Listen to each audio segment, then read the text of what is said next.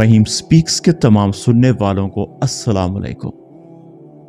जैसा कि पिछली वीडियो में मैंने आप लोगों को बताया था कि आदम अलैहिस्सलाम को बनाने के लिए मिट्टी कौन लाया और अज़ाज़ील ने अल्लाह से क्या सिफारिश की जब अल्लाह ताला ने फरिश्तों को हुक्म दिया कि तमाम जिन्नात को जंगल की तरफ धकेला जाए ताकि ज़मीन पर अल्लाह ताला की मखलूक रह सके जो अल्लाह ताला ने आदम अलैहिस्सलाम से पैदा की।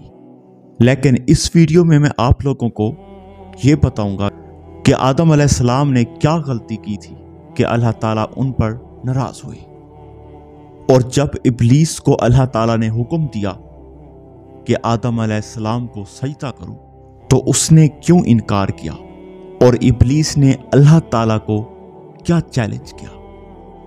प्यारे दोस्तों, हमारे प्यारे नबी सल्लल्लाहु अलैहि वसल्लम ने इरशाद फरमाया, अल्लाह ताला ने आदम अलैहिस्सलाम को पैदा करके उनकी पीठ पर हाथ फेरा तो उनकी नस्ल निकलने लगी।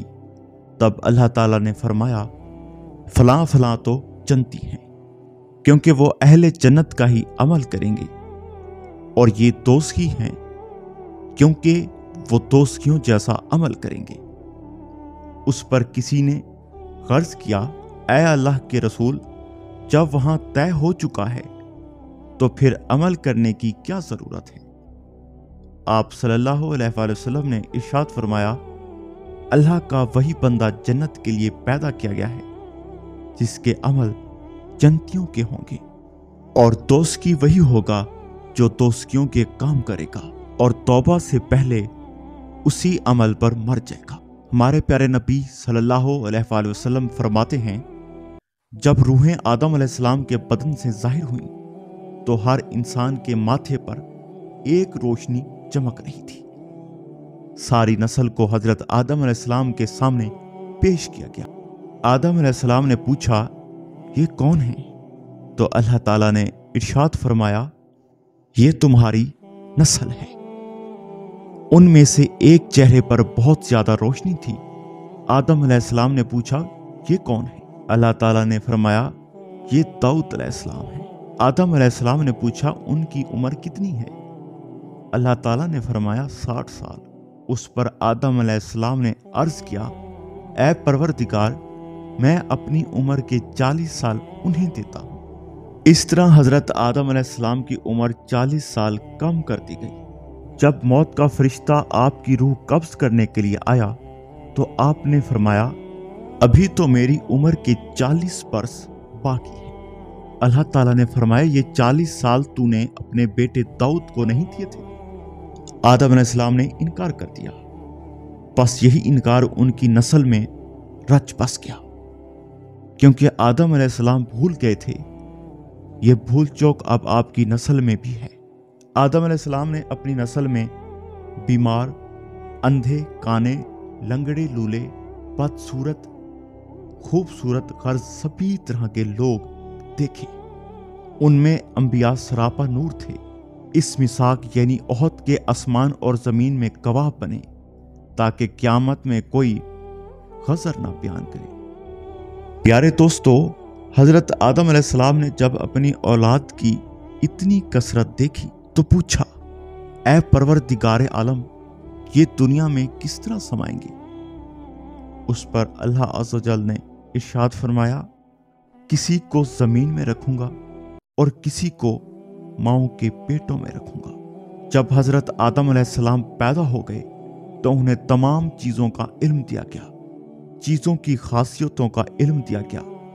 ये इल्म ना दिया जाता तो वो जमीन में अल्लाह ताला के खलीफा होने का हक अदा ना कर पाते। अल्लाह ताला कुरान करीम में इरशाद फरमाते हैं, और अल्लाह ने चीजों के नाम आदम को सिखा दिए, फिर वो चीजें फरिश्तों के सामने रखी। फिर उनसे फरमाया, अगर तुम सच्चे हो तो इन चीजों के नाम बताओ। फरिश्ते जवाब ना दे सके क्योंकि बशरी जरूरियात का उन्हें कुछ इल्म नहीं था और ना उन्हें उन चीजों के बारे में बताया गया था।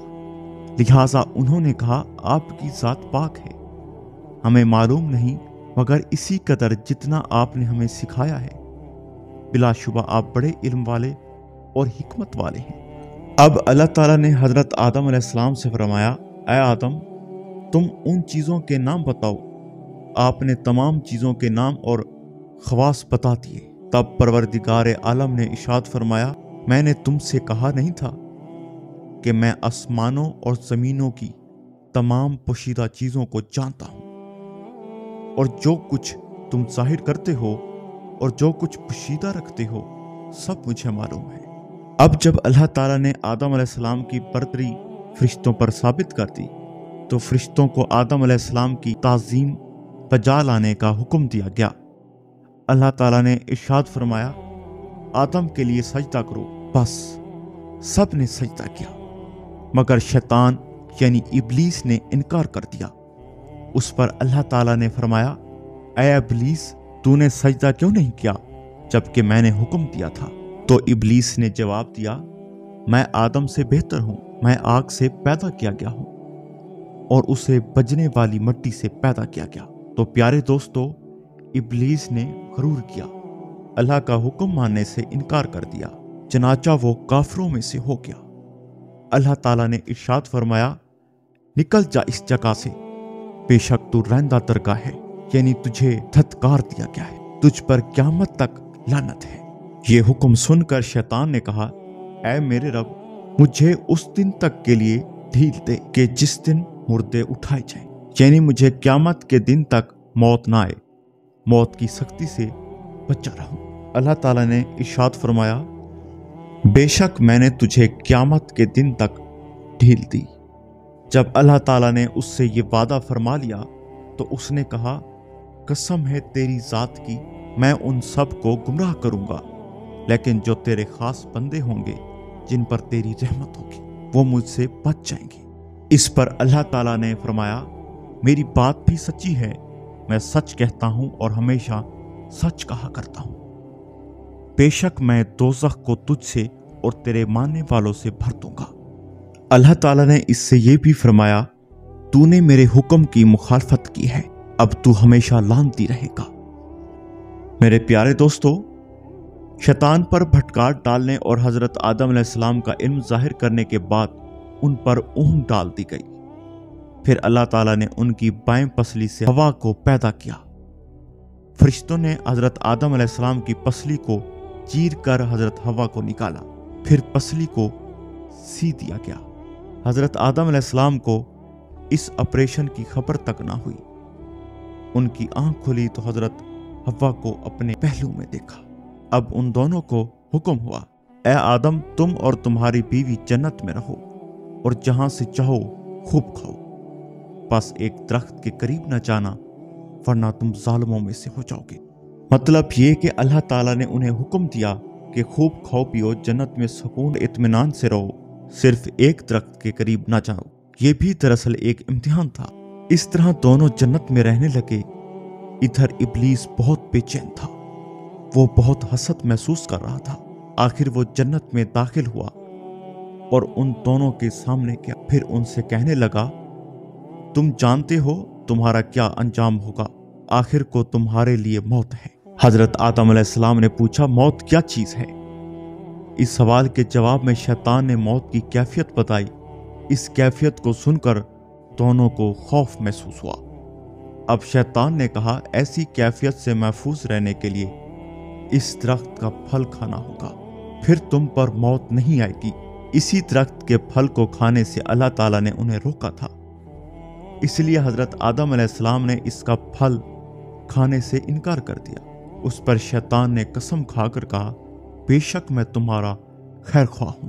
پیارے دوستو، آدم علیہ السلام نے اس کی قسم پر اعتبار کر لیا، اس درخت کا پھل کھا لیا۔ اس پھل کے کھاتے ہی دونوں کا لباس اتر گیا۔ پہلے دونوں ایک دوسرے کے بدن کو نہیں دیکھ سکتے تھے، اب دونوں کو ایک دوسرے کا بدن نظر آنے لگا۔ اب دونوں درختوں کے پتوں سے اپنے بدن چھپانے لگے اور بدحواسی میں ادھر ادھر بھاگنے لگے۔ اس وقت اللہ تعالیٰ نے ارشاد فرمایا، اے آدم، میں نے تمہیں جنت بخش دی تھی، صرف ایک درخت کا پھل کھانے سے منع کیا تھا، اب تم یہاں سے زمین پر اتر جاؤ، وہاں ٹھہرو۔ اسی طرح حضرت آدم اور حضرت ہوا کو زمین پر اتارا گیا۔ آپ کے ساتھ حجر اسود تھا اور جنتی درختوں کے پتے تھے۔ ان پتوں کو زمین پر پھیلا دیا گیا، ان سے خوشبودار درخت پیدا ہو گئے۔ جنت سے نکلنے کا حضرت آدم علیہ السلام اور حضرت حوا کو بہت رنج تھا۔ وہ زمین پر آنے کے بعد بہت روئے۔ حضرت ابن عباس کی ایک روایت میں ہے، حضرت آدم علیہ السلام اپنی توبہ کے غم میں 2 سال تک روتے رہے۔ آخر اللہ تعالیٰ کی طرف سے یہ ہدایت آئی کہ ان الفاظ میں دعا مانگے، اے ہمارے رب، میں نے اپنے نفسوں پر ظلم کیا، اگر تو ہمیں نہ بخشے اور ہم پر رحم نہ کرے تو ہم ضرور خسارہ پانے والوں میں سے ہو جائیں گے۔ میرے پیارے دوستو، آدم علیہ السلام سے جب گناہ یعنی پھل کھانے والا سرزد ہوا اور اللہ تعالیٰ کا عتاب نازل ہوا تو توبہ کے سلسلے میں بہت پریشان تھے۔ ایسے میں انہیں یاد آیا کہ جس وقت اللہ تعالیٰ نے انہیں پیدا کیا تھا تو اس وقت انہوں نے اپنا سر عرش عظیم کی طرف اٹھایا تھا۔ آپ نے وہاں لکھا پایا تھا، لا الہ الا اللہ محمد رسول اللہ۔ تب آپ نے نبی کریم صلی اللہ علیہ وسلم کے واسطے سے دعا کی۔ اللہ تعالیٰ نے جاننے کے باوجود پوچھا، آپ کو ان کے بارے میں کیسے معلوم ہوا؟ جواب میں آدم علیہ السلام نے فرمایا، میں نے پیدا ہونے کے بعد عرش عظیم پر آپ کے نام کے ساتھ ان کا نام دیکھا تھا۔ تو اللہ تعالیٰ نے فرمایا، محمد صلی اللہ علیہ وآلہ وسلم تیری اولاد میں سب سے آخری نبی ہوں گے۔ تو اسی طرح حضرت محمد صلی اللہ علیہ وآلہ وسلم ہمارے آخری نبی ہیں۔ میرے پیارے دوستو، آج کی اس ویڈیو کا دوسرا حصہ ختم ہوا۔ اللہ تعالیٰ ہم سب کو نیک اعمال کرنے کی توفیق عطا فرمائے۔ تو ملتے ہیں اگلے حصے میں، اپنا خیال رکھیے گا، اللہ حافظ۔